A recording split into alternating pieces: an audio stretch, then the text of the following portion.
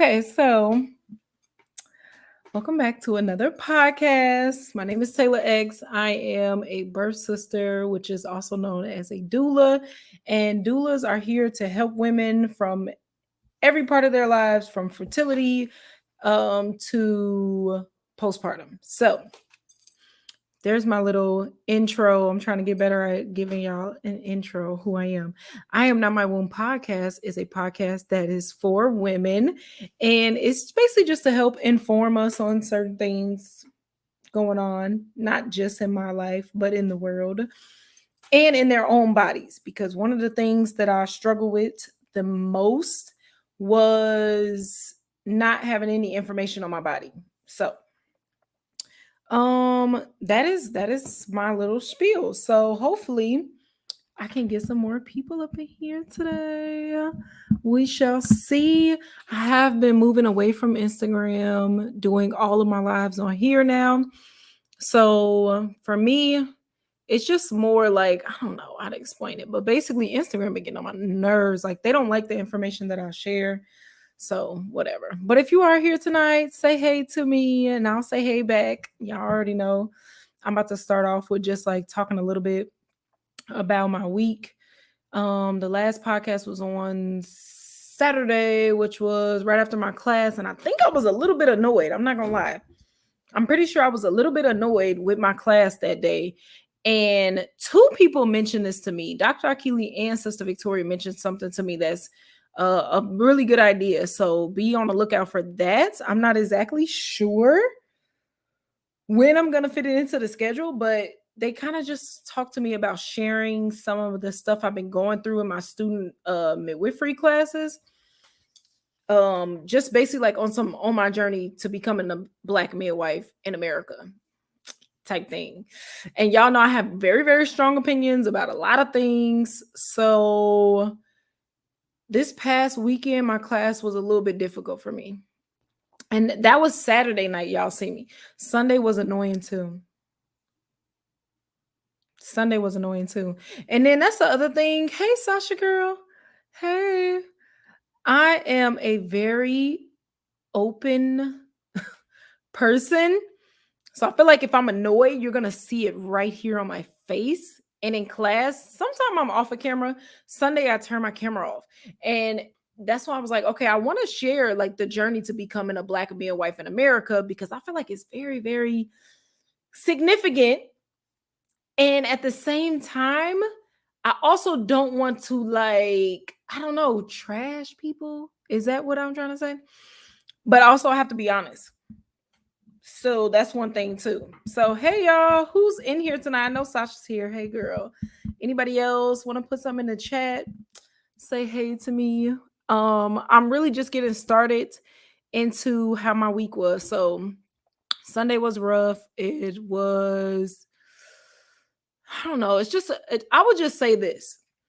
I will say this. If you feel like you are protected by the vaccine, because now I cannot not say it. If you feel like you are protected from COVID from the vaccine, then why do you care what I got going on? Why do you care if I got the vaccine, if I got the virus? Why do you care? Because you're protected, right? So, okay. Anyway, I had to get that off my chest. But other than that, my week has been going pretty well. I did some things this week that could be kind of dumb, could be kind of smart. I don't know. But I made this elaborate schedule for myself. I will show y'all, but y'all not gonna be able to see it that well. But I made this elaborate schedule for myself, basically showing the times I'm at work, the days I have off, the times my children need me, and then the reason why I did that is because yesterday I volunteered to be a soccer coach. Oh, yeah. I volunteered to be a soccer coach. So, pandemic happened, children got taken out of all kind of activities. And then now, the pandemic is looking different, things are opening up, blah, blah, blah. So I'm like, okay, I need to get my children back into some stuff. So they did swimming for like a month or two. Karate just started today, and soccer starts next week. And I volunteered to be a coach. I'm not really sure how I feel about that, but I mean, like, I don't know. Like I'm happy to do it or whatever. And it's like I'm gonna be there anyway, right? Because my son got practice and games. So yeah. And now I'm gonna be coaching Jaylani's team. That should be fun. I'm actually like expecting her to be acting crazy. So I will keep y'all updated on what she got going on. Cause I just know. But other than that, too, we went to karate today and he also asked for parents to volunteer. So just in case y'all see me wrapped up in some karate gear, I'm volunteering for that too. I'll be volunteering for that too. So yeah, that's my life. Other than that, I don't have much going on. I don't have much going on. Tomorrow I'm off work, so I'm gonna be trying to get caught up. I have a class tomorrow, so I'm excited about the class tomorrow. I'm gonna be trying to get caught up on like some business stuff that I've been neglecting, like making content, landing pages, because I do think tomorrow is the start of Black Breastfeeding Week. So 7 days from tomorrow, the whole week, I think I'm gonna have a sale for the breastfeeding class that I did on here. I don't know if some of y'all were in there, but I did a breastfeeding class not too long ago. A lot of information. I think I'm gonna do a sale on that class and on my course. So like y'all know, normally my course is 4 different classes in the course, and it's $100. So basically $25 for each class. I think I'm gonna do it for $75 for the whole week, and then the breastfeeding class I'm gonna do it separately for $25 because it's breastfeeding week. So I feel like I don't know, but we'll see. So I'm gonna make some landing pages for that tomorrow and try to promote it. So if y'all need a class, you need to hit me up. But anyway, we're gonna get into this conversation tonight. Tonight's topic is about, let's see. Bam, I made a banner. Prenatal care. If y'all be watching my podcast, I be doing this a lot. So I had to put the care part in parentheses because when I was trained as a doula, one of my doula instructors' sayings was that doulas put the care back into prenatal care. So like I really took that to heart, like really like focusing all my attention on the mom, answering questions, staying longer than I felt like I should. And then it's so funny too, because I remember like when I first told one of my moms, like, okay, I'm gonna come see you every 2 weeks. And the second time or the third time I came to see her, she was like, yeah, girl, I feel like I just saw you. Yeah. I'm not one of them doulas that you just about to see once or 3 times in your whole pregnancy. Like, no. I'll be stalking my moms, but yeah, that's me. That's my life. So yeah, doulas put the care back in prenatal care. But the problem is with that is that doulas are non-medical professionals, which is why I'm like so strongly wanting to finish my midwifery course, because we do need more Black midwives. And we need good Black midwives. We need good ones. Like, we don't just need you to be Black and be a midwife. We need good ones. Like, so it's going to be a little bit hard for me to just only be a midwife and not want to play that doula role too. So I'm thinking about some things. I still got time before I finish school. I still got time. I got like 2 years and some change. But I'm thinking about some things for how I want to run my practice. And yeah, I'm thinking about some things because I need moms to have the medical and the physical and the emotional and the educational, which I know I could be at least the medical and the educational as a midwife, but can I be the physical and emotional too?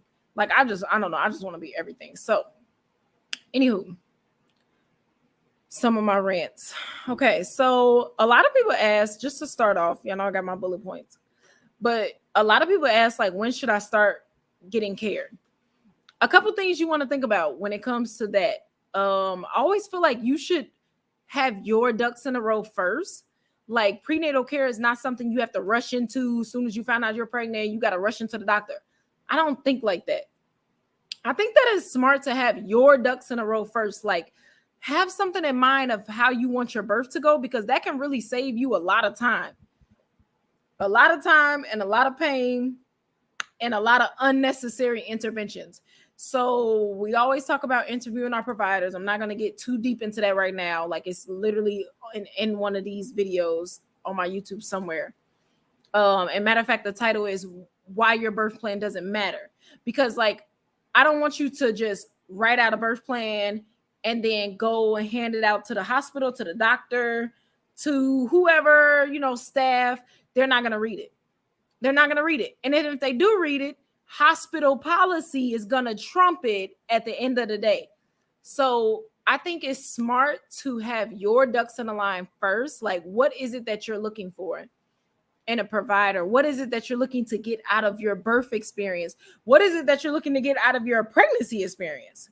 Because these people are going to be with you along the journey of your pregnancy and a little bit postpartum. Not too long postpartum, but should be a little bit longer. But if you get a midwife, then you can see them forever, because midwives also offer women care. I forgot what it's called. Yeah. Annual checkups for women.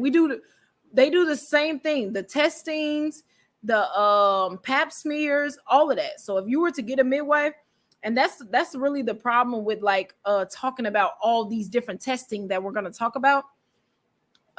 Sometimes women don't get medical care unless they're pregnant. So it's kind of, that was the struggle for me during my class, because it's like, oh, well, you want to know how they're eating and you want to know this and you want to know that. But I know you, unless, you're one of those people, you haven't received any type of care or any type of checkups probably since you were in high school getting a physical. Because that was me. Like, I got a physical in high school, dropped out of high school. My next time seeing a doctor was when I was pregnant with my son. So that's just the reality. Like, we don't be thinking about that. So you don't need to rush into there. You could take a pregnancy test at home. You don't even have to get the expensive one. You can go to Dollar Tree and get a pregnancy test. The only thing they're going to do is give you a pregnancy test, and they might start offering you stuff. Okay, so when should you, I want to finish that before I even get into my rant. When should you start, right? So get your ducks in the line. You want to know when was the first date of your last menstrual cycle. And you also want to know how you want your birth to look, what kind of provider you want, what kind of care you want to receive. That's really important. Then the other thing is, when you do start getting it, you about to get poked and prodded for the next however long. So the routine is to bring you in. They're going to have you step on the weight, the scale. Then they're going to sit you down. This is the nurse, not your doctor. This is the nurse. They're going to have you step on a scale. They're going to sit you down. They're going to take your blood pressure. They're going to take your temperature. Then depending on how far along you are, that depends on the test.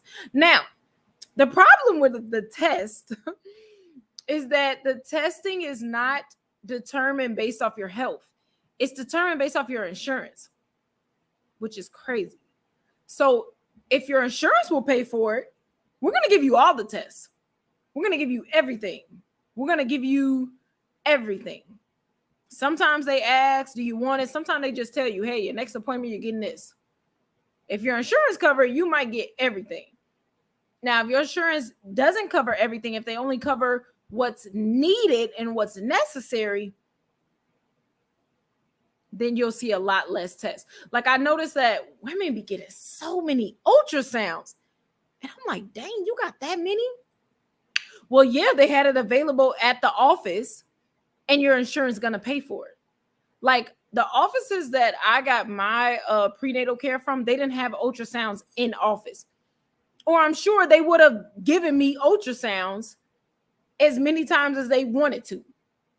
But they actually had to schedule an appointment outsourced for an ultrasound. So I'm pretty sure that's why I only got one ultrasound each pregnancy.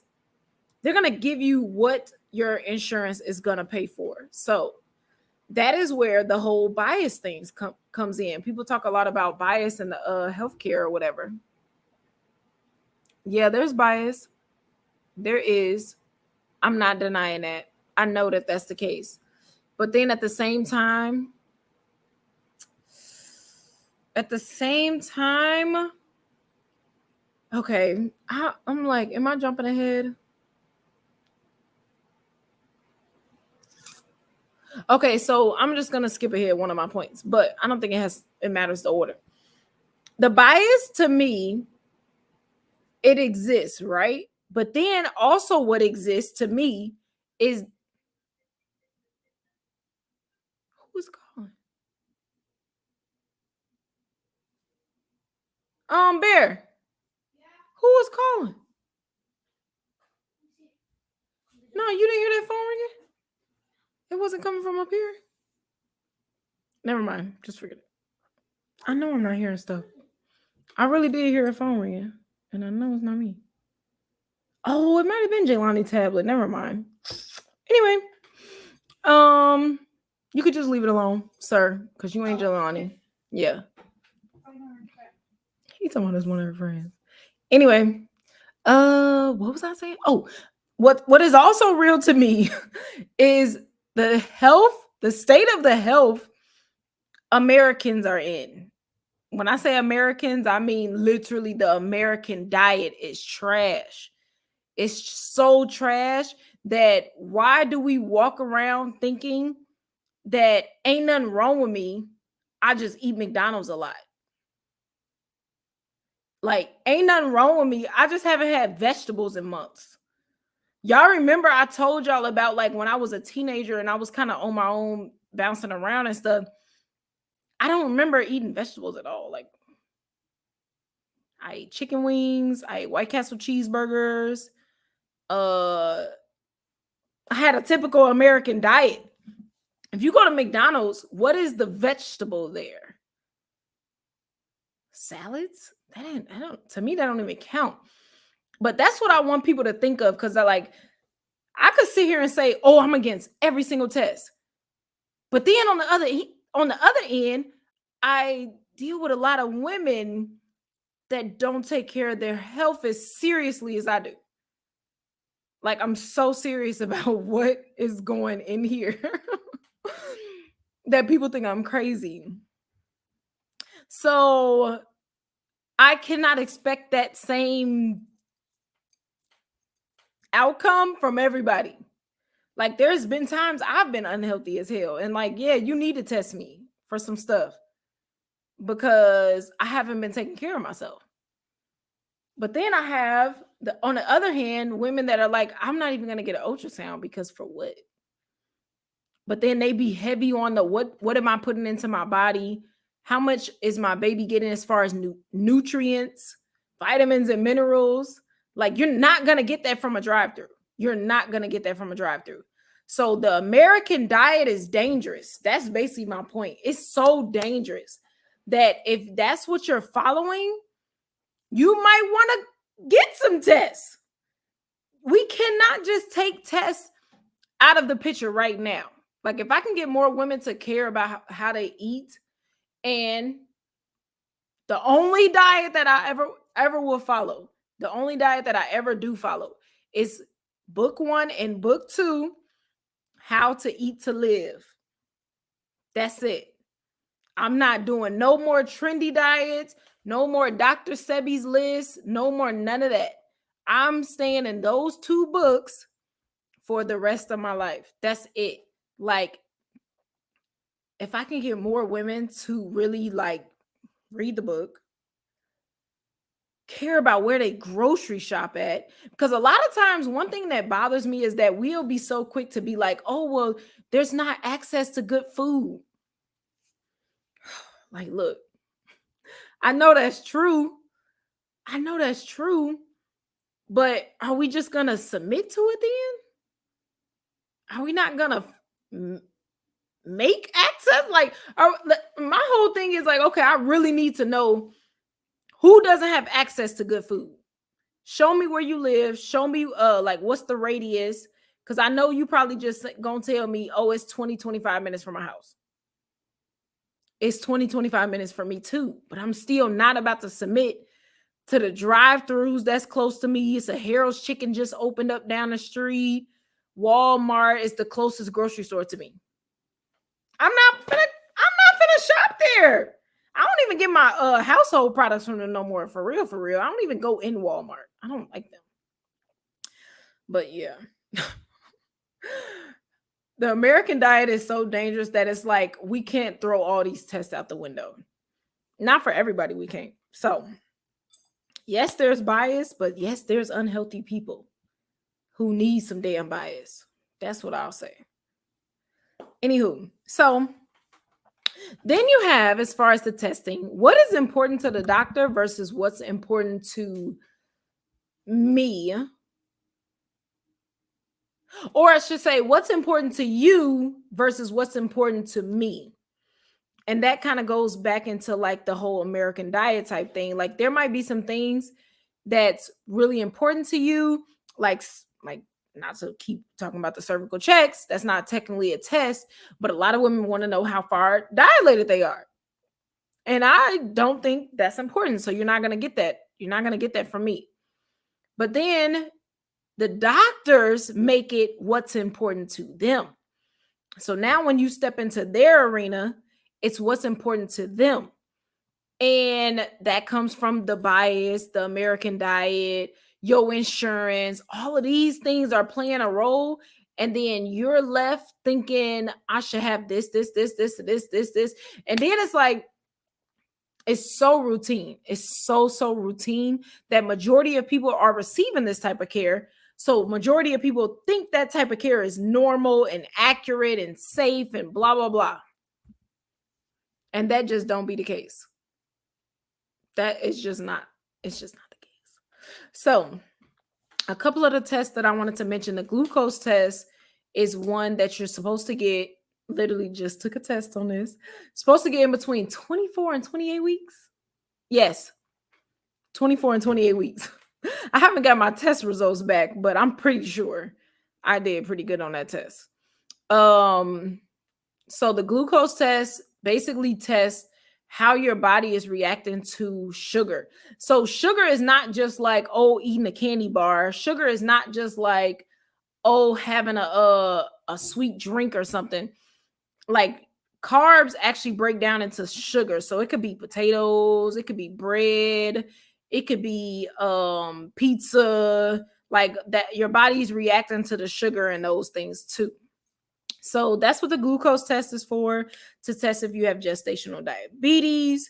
But the other thing, like going back to my problem with these tests, is like, okay, we could test and see if you have gestational diabetes, which means how your body's reacting to sugar right now, but you have never been tested for diabetes before, or you've never seen a doctor before. So how do you know that you're coming in, oh, this is just because of the pregnancy? It's not because of how I live my life before this pregnancy. See what I'm saying? So like, I don't know. That one is a weird one for me, but for me personally, skipped it. According to my teacher, I skipped it because according to the midwife I was seeing, I told her I didn't want to drink the drink. And she was like, okay, well, you could just fast for this amount of time. I think it was like 8 hours. So basically don't eat after a certain time at night, come in for your appointment, get your blood drawn. Let's see where your level's at. So fasting blood sugar levels should be under 90 or something. I mean, I don't know if y'all be looking at y'all tests and stuff, but I guess that's what she was looking for as a screening. And that's the other thing. It's not technically a test. It's a screening to see if I need a test. See what I'm saying? And that's the other thing, that it's like, you're going to give me all these screenings to see if they lead to me needing a test, which is racking up on this insurance bill. And also, I don't know, wasting people's time. But hey, that's just me. And then another thing I wanted to say about the glucose is that we all need to be asking with every single test that I even mentioned right now, we all need to be asking, what are the benefits and what are the risks? What are the benefits if I get tested? What are the risks? What are the benefits if I get, like, if I test positive? What are the benefits if I get treatment? What are the risks? If I don't get treatment, what are the benefits? What are the risks? So we always need to be asking those questions very, very frequently with the test, with the results, with all of it. Then you have blood drawing. They draw a lot of blood. If you ask me, they draw way too much blood. But hey, I haven't gotten to that part in my studies, so maybe it's a reason why they need 7 tubes of your blood. I don't know, but the one in the very beginning of pregnancy is to test you for all kind of stuff, STDs, checking your complete blood count, which for me, this is important. Now, this goes back to like what's important to you versus what's important to your doctor versus what's important to me. We all need to be more health conscious and take control of what is important to me, because it might be important to your doctor because of bias, your health insurance, or just the American diet. Just I guess American diet and bias kind of go together, because it's like I'm just assuming you're sick because you're here to see me as the doctor saying this. And then the other thing is what's important to the mom, because you know yourself more than anybody. You know how you've been living and eating more than anybody. Then for me, what's important to me is, okay, what have I dealt with in the past, like past experiences. So that's another thing. I don't want you ladies to have a doula or a provider that's going based off of their past experiences, because that can be dangerous. Like, yes, our past experiences is going to teach us a lot, right? But then they also instill a little bit of fear. Like, I was literally just earlier today. Dang, what was it? It was something that I read. Oh, it was like somebody's last name reminded me of somebody from Carbondale where I used to live. And then I just put my mind on this whole little pattern of thinking about older stories and blah, blah, blah. So that's how our bodies and brain works. Like, it remembers these past experiences. They can be triggered by a certain word. And then we are going on this whole loophole of what we're scared of and what we experience and me. But you can't do that when it comes to healthcare, because this is not your health. This is somebody else. So that's why I really need moms to be like, okay, well, what's important to me? Because you will meet people that don't know how to separate their experiences from your experiences, your body, your health, your current, past, and future. They have a hard time separating their own bias, their own experiences from you. So that's what I was hearing over the weekend too. A lot of people in the class, well, I had blah, blah, blah, and well, this happened to me and blah, blah, blah.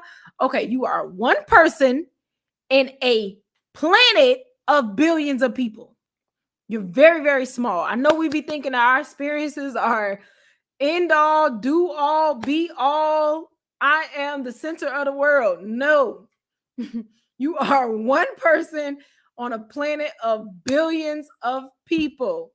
That's one out of billions, like, experiences. Okay, so they're small. I know that they're big in your head. And I be telling myself that too all the time. Because being a doula has taught me to be so much more open-minded. So much more. Now, that's some things you ain't finna be able to change my mind about, but I'm so much more open-minded. Because those are just my experiences. Those not other folks' experiences. So, hey, the blood drawings, okay, that's what I was talking about, and I got off on the subject. So, drawing your blood in the beginning, drawing your blood at the end. Now, this is the thing, like, we can have bias all day long, but it's certain things that happen while you're pregnant that are just gonna happen. It's not the doctor doing it to you. It's not how you eat. It's not anything. It's just these things happen in pregnancy, because God, let me tell y'all, He made us so perfectly designed, especially the woman. Like, I'm not saying the men aren't perfectly designed. I'm sure they are. I don't know that much about their bodies, but He made us so perfectly designed. All these things happen for a reason. Like the glucose thing. The reason why we even get tested for that is because when He was creating a woman, He knew that you were going to be eating for 2. So that means those hormones that we have, the progesterone And it's another hormone, HPL. Don't like it, ain't that big of a deal, but it's another hormone in pregnancy that causes our bodies not to react to insulin as well as if we weren't pregnant. Like there's literally hormones slowing down certain functions that normally it wouldn't slow down if we weren't pregnant. And it helps us. But at the same time, depending on your diet and how you living, it might hurt you. So with the blood drawing, okay, so blood is increasing while you're pregnant. God made you perfectly designed this way. It's supposed to happen. Your baby needs this blood, especially closer to delivery. We're going to have to ramp up on the blood volume because we know you're going to lose blood in labor. Our bodies are doing everything that it's supposed to do, but that can cause your hemoglobin levels to be low because red blood cells versus blood volume be at two different levels at one point in your pregnancy. Normal, supposed to happen. But if you add a bad diet on top of that, on what's normal and supposed to happen in pregnancy, now we got a problem. Because now you don't have enough iron. You're anemic. So you ain't gonna be able to produce red blood cells like we need you to, sis, because you about to lose blood while you give birth. And then while you're in postpartum, we have a period right postpartum. So God made you perfectly designed, but you also have to follow how he wanted us to eat to live. Like those two go like together. They go together. So adding those normal, perfect things that happen to us during pregnancy, adding that with the American diet is dangerous.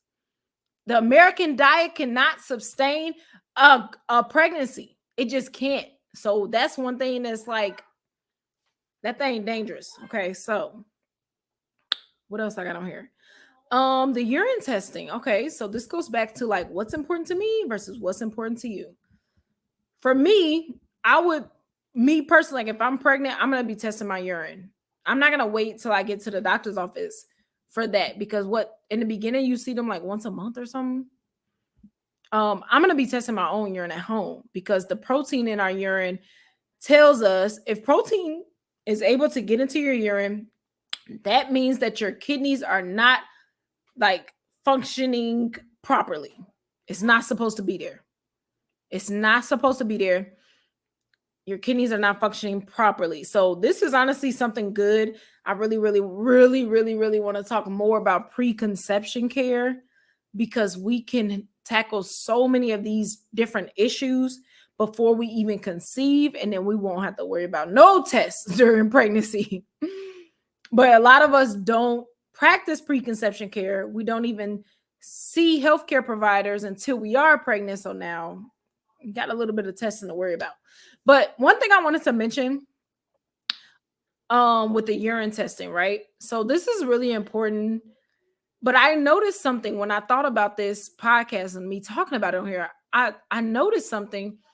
With my first pregnancy, it was going to be in the hospital, right? I had an OB, a male OB. Never again. And they never tested my pee. I wasn't getting frequent urine checks. It wasn't that often that I had to pee in a cup. But then with my midwives, it was a given. It's the first thing you got to do. Step on a scale. We're going to take your blood pressure. We're going to check your temperature, and I'm going to give you this cup. And then you go pee. Your doctor should be here shortly. Every single time. So then I thought about it like, okay, that was going to be a birth center versus the hospital. The hospitals, this goes back to what's important to the doctor. The hospitals, they already know, oh, well, whatever. If you end up getting sick or whatever in labor, we got the tools. We got the tools and the interventions for that. So they're not even going to worry about screening you or testing you beforehand with something like that that's so serious. But the birthing center, they like, hey, we got to, because we don't have the tools here to test you. To treat you once something pop off if you at the birth center. We have to be on it. So same with home birth midwives. We have to be on it because we ain't got the tools like the hospital do to whatever give you an instant blood transfusion if you need it, like if you lose too much blood or something. So I think to me that's important. But like I said, moms have to figure out what's important to them. That's what's going to be important in your pregnancy. The Group B strep test happens towards the end of your pregnancy. They're supposed to do it like 35 to 37 weeks, maybe 35 to 38 weeks. But it's supposed to be as close to the end of your pregnancy as possible, but we don't know when you're going to have a baby, right? So they do it closer to full term. Group B strep is a bacteria. I did some like digging on whatever evidence-based birth. I'm gonna just drop the link real quick so y'all can kind of look at it. This was the podcast that I was talking about that does these little studies and then they talk about it afterwards and blah blah blah. And I don't really want to get into it too much because my only problem with it is that their solution is antibiotics during labor. And if you hear me talk about this a lot, antibiotics found in nature is what? So I just feel like, I don't even know how to word this without sounding biased, but I just feel like we're so willy-nilly with the antibiotics that we give out. Not antibodies. Antibiotics. We're so willy-nilly with it. Like, here is harmless. So that's up for the mom to decide if you really think antibiotics is harmless. If you break the word down, anti means opposed to, against. Biotics means living things. So it's supposed to kill living bacteria, right? So yeah. I guess, I don't know. I feel like I've already answered this test in particular. Like, what's important to the mom? So what I liked about the study, though, that I put in the chat is that it's an infection. It's a bacteria that comes and goes. So they try to test you for it to get the results back before you go into labor. And then they just toss their hands up like, okay, you get antibiotics. They don't say, well, like, let's see if we could test you again a little bit closer. You know, if you make it to this many weeks, let's see if we could test you again and see. They just throw up their hands and be like, okay, antibiotics. So that's one thing. If I was you and I was getting tested, I would advocate for another test. Test me again. Let me do some stuff at home, then test me again. So, and then lastly, I'm going to leave you ladies with what's routine and what's required. Everything is routine and nothing is required. That's it. That's it. Everything is your choice. You can say no to everything if you want it. You can say yes to everything if you want it. So everything is routine and nothing is required. If you get nothing out of this podcast today, I hope you got that. Because they know how to do some routine tests. If they don't know how to do nothing else, that's what they know how to do. So, all right, I'm about to get some sleep. I was supposed to get up early this morning and go for my walk, and I did not go for my walk. I ended up sleeping in a little bit, but I still worked out today, which I'm proud of. So I'm about to get some sleep. I'm off tomorrow, but I got hella errands to run. So tomorrow I have a class tomorrow night. If you aren't already signed up, you can go to birthsistertayla.com. You could text me class to the same number you see below, 312-847-3722. I'm having a class this Thursday. I will change the date because, like I told you in the beginning, I'm a soccer coach now, temporarily. So after this week, the class will be every Friday. So you can still sign up.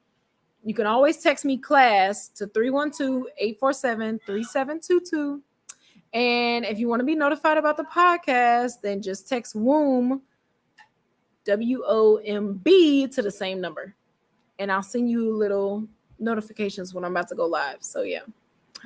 See y'all later.